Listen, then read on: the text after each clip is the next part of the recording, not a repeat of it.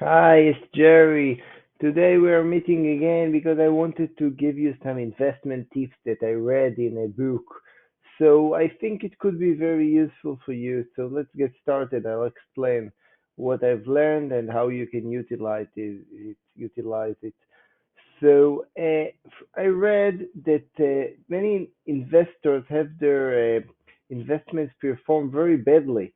In fact, most of investors have their when they look at their investment portfolio, it does not perform as well as the major market indices, for example, the S&P 500 in the United States. And this is very unfortunate because you're losing money when you could make one simple action by putting all your money in the S&P 500 and earn more than you are actually earning by picking stocks. But what is the reason for this? Why do we earn so less than the S&P 500 when we think that we are active investors and we think we know what we're doing and we select the stocks that should perform better than the S&P 500 and everything is justified. But what is the reason that we make so many mistakes? So in fact, the reason uh, let's start from the second reason. It's fees, of course. The second leading cause is the fees we pay to our investment banker or our investment house. But the number one reason is actually the investor behavior. And what do I mean when I say investor behavior is in charge of all these losses and the reason that we underperform the market? So investors are more risk averse, are more loss averse than risk averse. This is what the research finds. What does this mean? It means that when we see some loss in a stock, we don't want to have this loss, so we sell it. If we can put some rules like selling rules when the price goes below 10% of what it was now, and so on. This makes us more makes us care about the risk, and when there is too much risk because the stock goes down, we are losing money. And what happens with this? This causes us to sell the stocks when we are losing. In fact, there's usually no predetermined rule on where how to sell the stocks when we are actually earning money, because when we earn money is the position where we want to sell the stock and earn a lot of money. Many investors hold on to some stocks when they earn money, but if suddenly the stock jumps down below a certain threshold, then they sell it. So over several years, this amounts to actual loss in your stock portfolio because you don't sell the winning stocks, and the winning stocks may also go down sometime, and then we sell them. So what we should think about doing is actually sell when we are winning, when we have earnings, and when we lose, we don't want to sell because then it's time to wait. It's time to wait for the stock to recover, to get higher again. Maybe when the price is low, it's actually time to buy more. Sometimes we need to do some dollar cost averaging and buy more when the price goes down, not sell. But many investors are afraid. When price goes down, they are afraid that it will go even further down. So they lose money because they sell the stock. So why does this happen? This is investor behavior.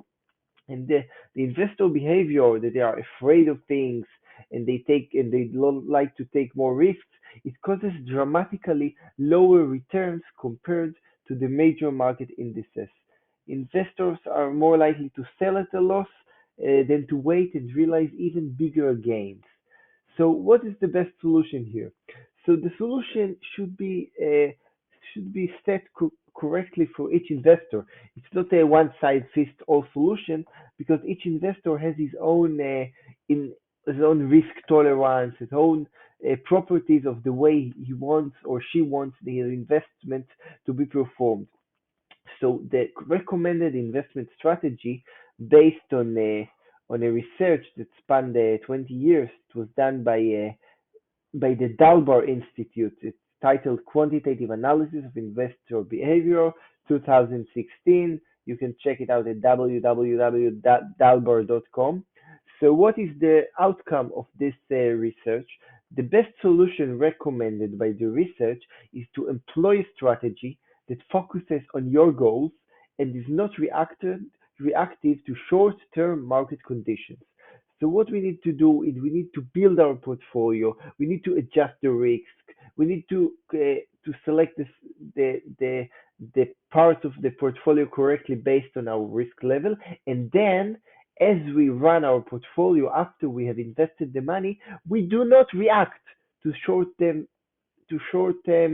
things that happen, because when we try to react to things that happen in the market, in the world, in the economy, like short-term effects, this means that we are actually trying to time the market.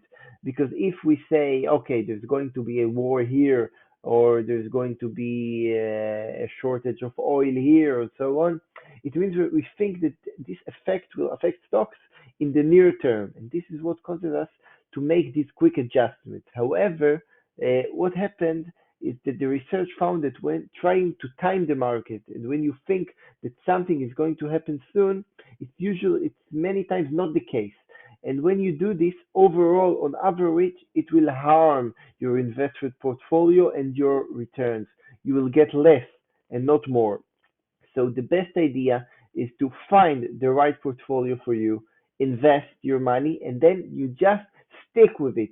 You don't touch the money. You stick with your portfolio, and if it goes down, it's okay.